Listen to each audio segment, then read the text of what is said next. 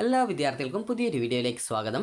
ഈ വർഷത്തെ +1 higher secondary sports quota supplementary അലോട്ട്മെൻറ്റിനായിട്ടുള്ള അപേക്ഷകൾ നാളെ അവസാനിക്കും. അതായത് ജൂൺ 21-ാം തീയതി അവസാനിക്കുന്നതാണ്.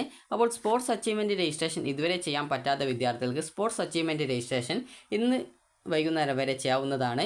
അപ്പോൾ നിങ്ങൾ ആദ്യം തന്നെ ചെയ്യേണ്ടത്, ഇതുവരെ അപേക്ഷ സമർപ്പിക്കാത്ത വിദ്യാർത്ഥികളാണെങ്കിൽ പുതുതായിട്ട് സ്പോർട്സ് അച്ചീവ്മെൻറ്റ് രജിസ്ട്രേഷൻ ചെയ്യണം. അതുപോലെ ഓൾറെഡി സ്പോർട്സ് അച്ചീവ്മെൻറ്റ് രജിസ്ട്രേഷൻ ചെയ്ത് സ്കോർ കാർഡ് ലഭിച്ച വിദ്യാർത്ഥികൾ, നിങ്ങൾ ഇതുവരെ അപേക്ഷിച്ചിട്ടില്ല എങ്കിൽ ക്രിയേറ്റ് ക്യാൻഡിഡേറ്റ് ലോഗിൻ വഴി നിങ്ങളുടെ സ്പോർട്സ് കോട്ടയിലേക്കുള്ള ആ ഒരു ലോഗിൻ കാര്യങ്ങളൊക്കെ ക്രിയേറ്റ് ചെയ്യണം. അതുപോലെ തന്നെ അതിനുശേഷം നിങ്ങൾക്ക് ഓൾറെഡി അപേക്ഷിച്ച വിദ്യാർത്ഥികളാണെങ്കിൽ കാൻഡിഡേറ്റ് ലോഗിൻ ചെയ്ത ശേഷം വിദ്യാർത്ഥികൾക്ക് പിന്നീട് ലോഗിൻ ചെയ്തുകൊണ്ട് നിങ്ങൾക്ക്, അതായത് നിങ്ങളുടെ ആപ്ലിക്കേഷൻ നമ്പറും പാസ്വേഡും ജില്ലയും കൊടുത്ത് ലോഗിൻ ചെയ്ത ശേഷം നിങ്ങൾക്ക് ആ ഒരു വേക്കൻസിക്ക് അനുസരിച്ച് നിങ്ങൾ റിന്യൂ ഓപ്ഷൻ ക്ലിക്ക് ചെയ്തുകൊണ്ട് അപേക്ഷയിൽ എന്തെങ്കിലും തെറ്റുകളുണ്ടെങ്കിൽ അത് തിരുത്താവുന്നതും, അതുപോലെ പുതുതായിട്ട് വിദ്യാർത്ഥികൾ ഓപ്ഷനുകൾ നൽകുകയുമാണ് ചെയ്യേണ്ടത്. അതുപോലെ ഓൾറെഡി അപേക്ഷ സമർപ്പിക്കാത്ത വിദ്യാർത്ഥികൾ ആണെങ്കിൽ നിങ്ങൾ ഈ ഒരു പറഞ്ഞിട്ടുള്ള എല്ലാവിധ സ്റ്റെപ്പുകളും നിങ്ങൾ ചെയ്യേണ്ടതായിട്ടുണ്ട്. അപ്പോൾ ഇതുവരെ അപേക്ഷ സമർപ്പിക്കാത്ത വിദ്യാർത്ഥികൾ ആണെങ്കിൽ ഇവിടെ hscap.kerala.gov.in വെബ്സൈറ്റ് ഓപ്പൺ ചെയ്യുക. അതിനുശേഷം നിങ്ങൾക്ക് ചെയ്യേണ്ടത് ഇവിടെ സ്പോർട്സ് അച്ചീവ്മെൻറ്റ് രജിസ്ട്രേഷൻ എന്ന് പറഞ്ഞിട്ട് കാണാം. അപ്പോൾ അതിൽ ക്ലിക്ക് ചെയ്യുക. അപ്പോൾ അതിൽ ക്ലിക്ക് ചെയ്ത് കഴിഞ്ഞാൽ ഈ ഒരു പേജിലേക്ക് പോകുന്നതാണ്. ഇവിടെ ആ ഒരു അപേക്ഷയുടെ ഓരോ സ്റ്റെപ്പും കൊടുത്തിട്ടുണ്ട്. അതുപോലെ തന്നെ അപേക്ഷ സമർപ്പിച്ച് കഴിയുമ്പോൾ നിങ്ങൾക്കൊരു പ്രിൻ്റ് ഔട്ട് കിട്ടും. അപ്പോൾ അവിടെ ഡിസ്ട്രിക്ട് സ്പോർട്സ് കൗൺസിൽ ജില്ലാ കോൺടാക്ട്, ആ ജില്ലയിലെ ആ ഒരു ജില്ലാ സ്പോർട്സ് കൗൺസിൽ ഓഫീസിൻ്റെ നമ്പേഴ്സ് ഇവിടെ കൊടുത്തിട്ടുണ്ട്. അപ്പോൾ അതിൽ ക്ലിക്ക് ചെയ്യുക.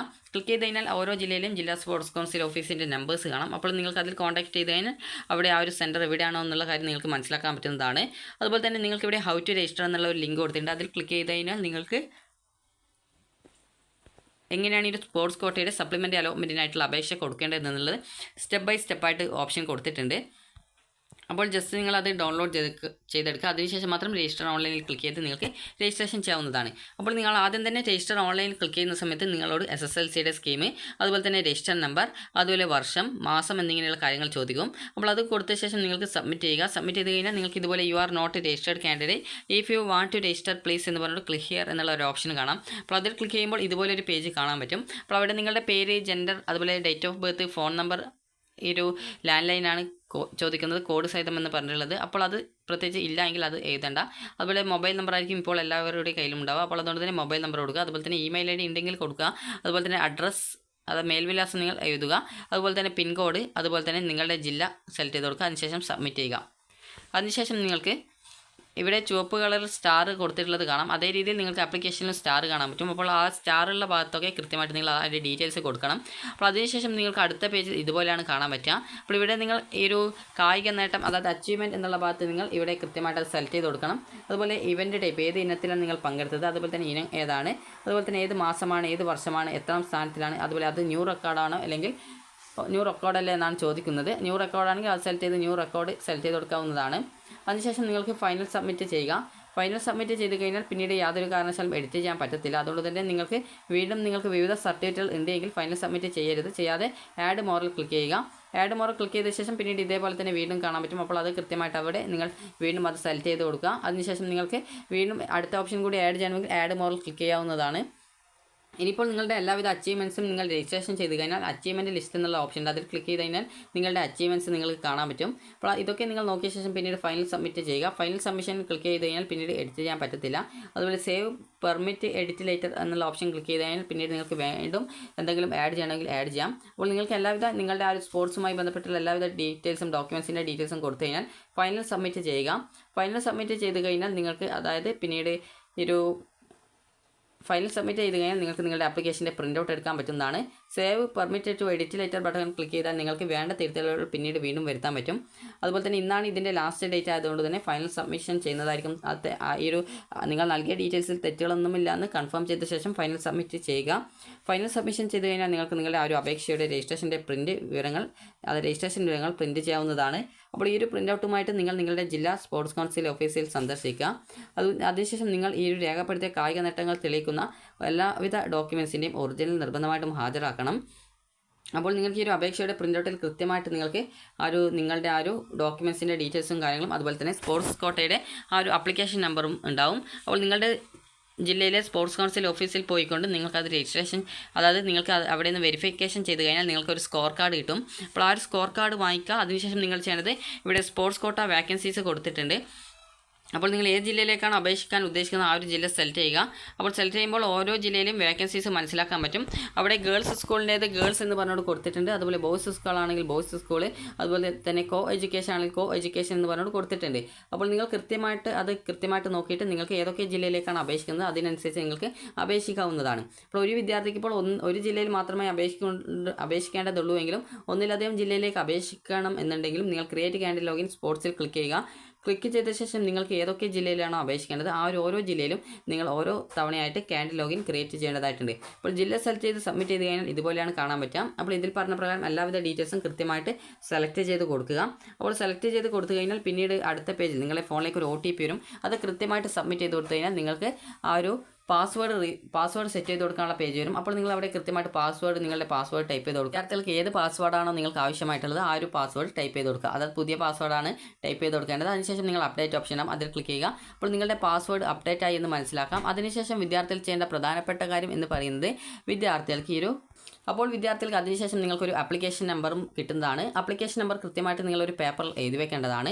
അപ്പോൾ അത് നിങ്ങൾക്ക് ആ ഒരു ആപ്ലിക്കേഷൻ നമ്പർ മിസ്സായി പോയി കഴിഞ്ഞാൽ പിന്നീട് അപ്ലൈ ചെയ്യാനായിട്ട് വീണ്ടും ബുദ്ധിമുട്ട് വരും. അതുകൊണ്ട് തന്നെ ആപ്ലിക്കേഷൻ നമ്പർ കൃത്യമായിട്ട് ഒരു പേപ്പറിൽ എഴുതി വയ്ക്കുക. അപ്പോൾ അതിനുശേഷം നിങ്ങൾ ചെയ്യേണ്ടത് കാൻഡിഡേറ്റ് ലോഗിൻ സ്പോർട്സ് എന്നുള്ള ലിങ്കിൽ ക്ലിക്ക് ചെയ്യുക എന്നുള്ളതാണ്.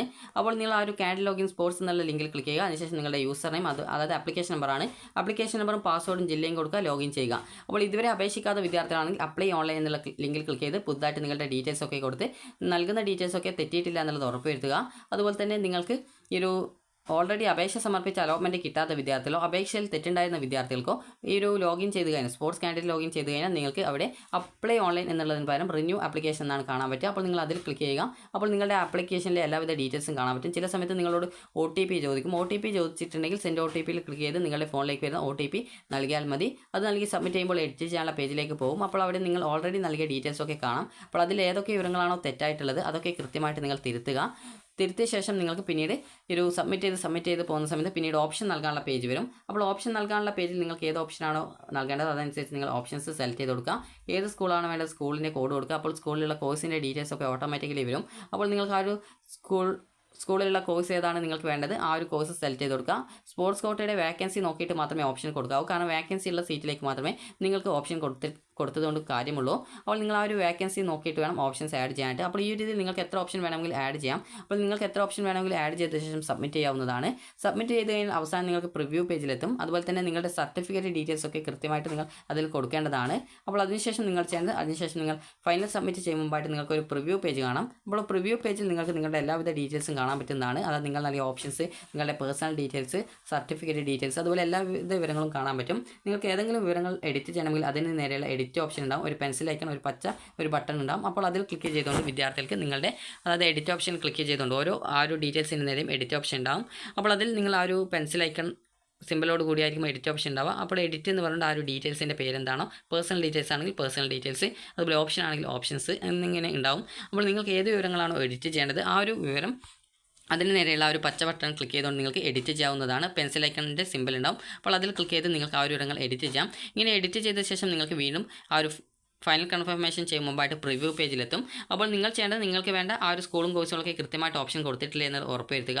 ഇവിടെ സ്പോർട്സ് കോട്ട വേക്കൻസീസ് നിങ്ങൾ നോക്കുന്ന സമയത്ത് ആദ്യം തന്നെ നിങ്ങൾക്ക് ഏത് ജില്ലയിലേക്കാണോ നിങ്ങൾ അപേക്ഷിക്കുന്നത് ആ ഒരു ജില്ല സെലക്ട് ചെയ്ത് കൊടുത്ത ശേഷം ആ ഒരു ജില്ലയിൽ നിങ്ങൾക്ക് ഏതൊക്കെ സ്കൂളുകളിൽ ഏതൊക്കെ കോഴ്സുകൾക്കാണ് നിങ്ങൾ ഓപ്ഷൻ കൊടുക്കുന്നത് അത് നിങ്ങളുടെ പ്രയോറിറ്റി അനുസരിച്ച് നിങ്ങൾ ഓപ്ഷനുകൾ കൊടുക്കാൻ ശ്രദ്ധിക്കേണ്ടതാണ്. നിരവധി സ്കൂളുകളിൽ വേക്കൻസീസ് ഉണ്ട്. അപ്പോൾ അതുകൊണ്ട് തന്നെ നിങ്ങൾക്ക് താല്പര്യമുള്ള സ്കൂളുകളിലേക്ക് വിദ്യാർത്ഥികൾ ഓപ്ഷനുകൾ നൽകാനായിട്ട് പ്രത്യേകം ശ്രദ്ധിക്കേണ്ടതാണ്. അപ്പോൾ ആദ്യം തന്നെ നിങ്ങൾക്ക് വേണ്ട എല്ലാവിധ ഓപ്ഷൻസും അത് നിങ്ങളുടെ പ്രയോറിറ്റിയിൽ ഏത് കോഴ്സാണോ പഠിക്കാൻ താല്പര്യം അതിനനുസരിച്ച് നിങ്ങൾ ഓപ്ഷൻസ് കൊടുക്കേണ്ടതാണ്.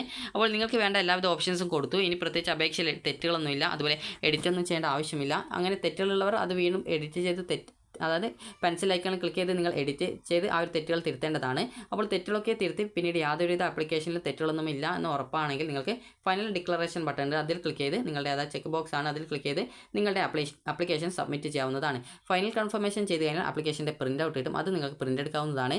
ഫൈനൽ സബ്മിറ്റ് ചെയ്ത് കഴിഞ്ഞാൽ പിന്നീട് യാതൊരു കാരണവശാലും നിങ്ങളുടെ ആപ്ലിക്കേഷൻ എഡിറ്റ് ചെയ്യാനുള്ള സൗകര്യം ഉണ്ടാവില്ല. അതുകൊണ്ട് തന്നെ ഫൈനൽ കൺഫർമേഷൻ ചെയ്യും മുമ്പായിട്ട് അപേക്ഷയിൽ എന്തെങ്കിലും തെറ്റുകളുണ്ടെങ്കിൽ അതുപോലെ പുതുതായിട്ട് ഓപ്ഷനുകൾ വീണ്ടും കൂടുതൽ ഓപ്ഷൻ ആഡ് ചെയ്യണമെങ്കിൽ അങ്ങനെയൊക്കെ ചെയ്യേണ്ടതാണ്.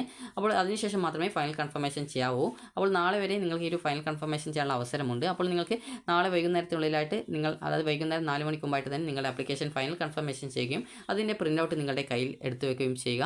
അതിനുശേഷം നിങ്ങളുടെ ഈ ഒരു സ്പോർട്സ് കോട്ടയുടെ സപ്ലിമെൻ്ററി ഘട്ട അലോട്ട്മെൻറ്റ് ജൂൺ 25-നാണ്, അത് 24-ാം തീയതിയാണ് പ്രസിദ്ധീകരിക്കുക.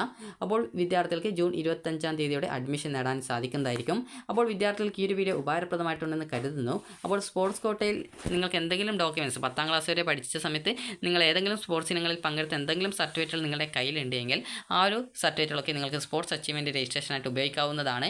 സ്പോർട്സിൽ തന്നെ വിവിധ തരങ്ങളിലുള്ള മത്സരങ്ങളുണ്ട്. അതായത് ഒരു ഷട്ടിൽ, ബാഡ്മിൻ്റൺ, അതുപോലെ നീന്തൽ, അതുപോലെ തന്നെ ഒരു 100 മീറ്റർ ഓട്ട മത്സരം. അപ്പോൾ ഈ രീതിയിൽ വിവിധ തരത്തിലുള്ള മത്സരങ്ങളുണ്ട്. അപ്പോൾ നിങ്ങൾക്ക് അതുപോലെ തന്നെ ഈ ഒരു ചെസ്സ്, അതുപോലെ തന്നെ സൈക്ലിംഗ്, ഇതുപോലെ വിവിധ തരത്തിലുള്ള മത്സരങ്ങളുണ്ട്. അപ്പോൾ നിങ്ങൾക്ക് ഏതെങ്കിലും തരത്തിലുള്ള സർട്ടിഫിക്കറ്റുകളോ മറ്റോ ഉണ്ടെങ്കിൽ അത് വെച്ച് നിങ്ങൾക്ക് ഈ സ്പോർട്സ് കോട്ടയിൽ അപേക്ഷിക്കാവുന്നതാണ്. അപ്പോൾ വിദ്യാർത്ഥികൾക്ക് ഈ ഒരു വീഡിയോ ഉപകാരപ്രദമായിട്ടുണ്ടെങ്കിൽ ലൈക്ക് ചെയ്യുക, ഷെയർ ചെയ്യുക. Thank you for watching.